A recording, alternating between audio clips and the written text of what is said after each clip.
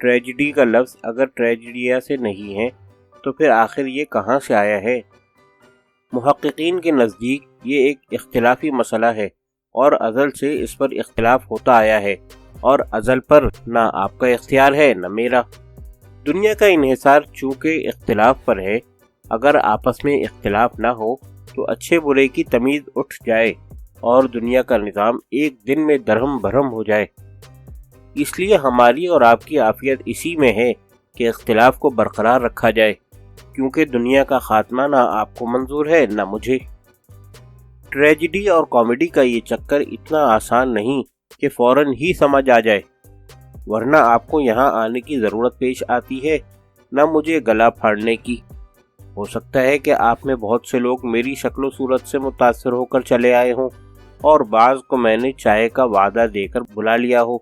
تاہم علمی خدمت چاہے تحریش ہی سے ہو، ادب کی خدمت ہے، لیکن ہماری ٹریجڈی یہ ہے کہ ہم اپنی کہنا جانتے ہیں، دوسروں کی نہیں سنتے، اور عذر یہ لاتے ہیں کہ اگر ہم بھی کہتے رہیں اور آپ بھی بولتے جائیں تو سننے والا کون ہو؟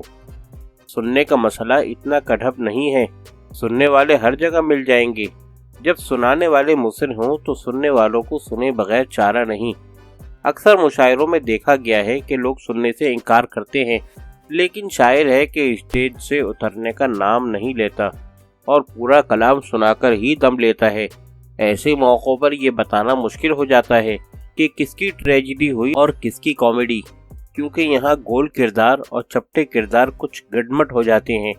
چپٹی ناک والے سامعین گول مٹول کرداروں پر آوازیں کسنے سے باز نہیں آتے، حالانکہ گول ہونا فطرت کے اصولوں کے عین مطابق ہے۔ زمین گول ہے، اگر چپٹی ہوتی تو ہم سب لڑک گئے ہوتے، اور بعض تو اب بھی لڑکتے ہوئے نظر آتے ہیں۔ گول آدمیوں کو لڑکنا زیب بھی دیتا ہے، لیکن جب چپٹے لوگ لڑکتے ہیں تو گول آدمیوں کو ہنسی آتی ہے۔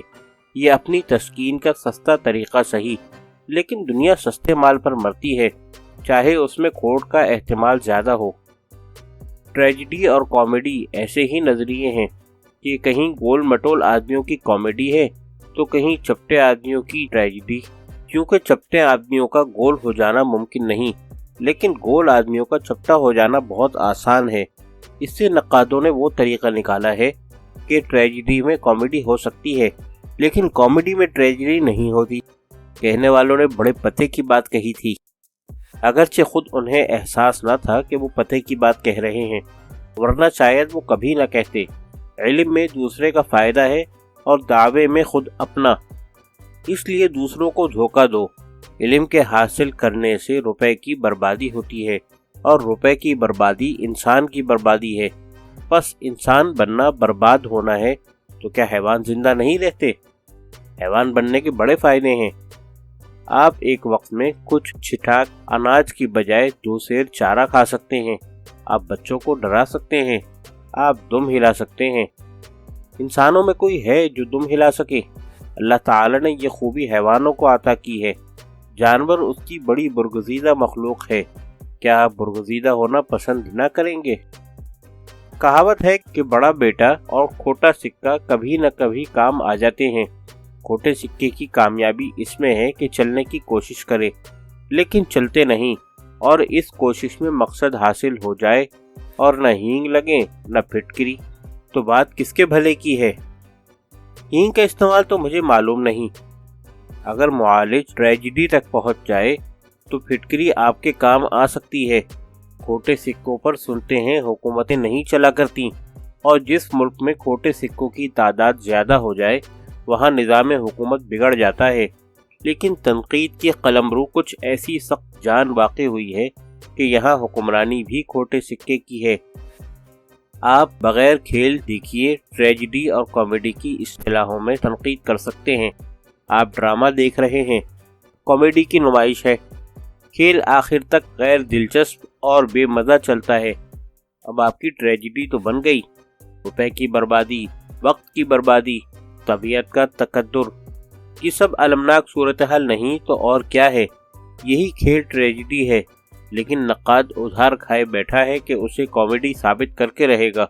نقاد کا یہ ادھار جو وہ کھائے بیٹھا ہے، ہو سکتا ہے تھیٹر کے مالک سے ملا ہو या ये उधार खुद ड्रामा नवीस से लिया गया हो।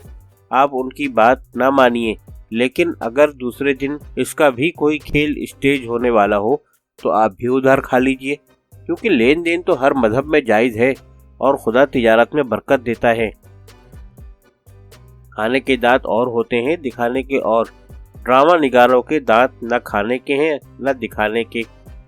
मैले दांत कौन खाएगा? और फिर दांत दिखाना भी मजहबी लोगों का पेशा नहीं। जगह जगह और फिर टिकट मुकर्रर करके दांत दिखाते फिरना और इसे कॉमेडी कहना शरीफों का काम नहीं। मैले दांत तो फिर देख लेना आसान है, अलबत्ता सफ़ेद और चमकते हुए दांत दिखाने के लिए एक बाहम किस्म की हट धर्मी की ज़रूरत है। सफ़ेद शय को नज़र बद जल्दी लग जाती है। जिसका खून पतला हो उसे अपने दांतों की हिफाजत ज़रूर करनी चाहिए। दांतों की हिफाजत बहुत सी बीमारियों से बचाती है। इस मकसद के लिए आम बाजारी मंजन बहुत मुफीद रहते हैं, क्योंकि वो गैर ज़रूरी दांतों को बाहर निकाल देते हैं। खाने पीने के लिए तो 2-4 दांत ही काफ़ी हैं, वो भी अगर हिल रहे हों तो बड़ा मज़ा रहेगा। दांतों का हिलना बड़ा मुबारक है। हरकत ज़िंदगी की ताकत है। मुहर्रिक दांत जिंदा दांत होते हैं। आप जिंदों से मिलिए। फ़िलहाल आपके दांत मुर्दा बदस्त जिंदा हैं। इस एतबार से महफूज दांत कॉमेडी के अंदर ट्रेजिडी हैं, जो सरीहन तनकीदी उसूलों की खिलाफ वर्जी है, क्योंकि अगर ट्रेजिडी की कॉमेडी के अंदर होते तो कुल के अंदर जुज़्व हो जाते, जो मंतकी तौर पर मुमकिन नहीं। आप कहेंगे कि हमारे दांत मंतकी हैं, ये दुरुस्त है, लेकिन मंतकी दांत बड़े फ़ायदे की चीज़ है। अगर आप गलत बात को मंतक से दूर करना चाहें तो खाने के दांत भी काम आ सकते हैं। इंसान के अशरफुल मखलूक़ात होने का सबब यही है कि खाने के दांतों के साथ साथ दिखाने के दांत उसे मुयस्सर नहीं।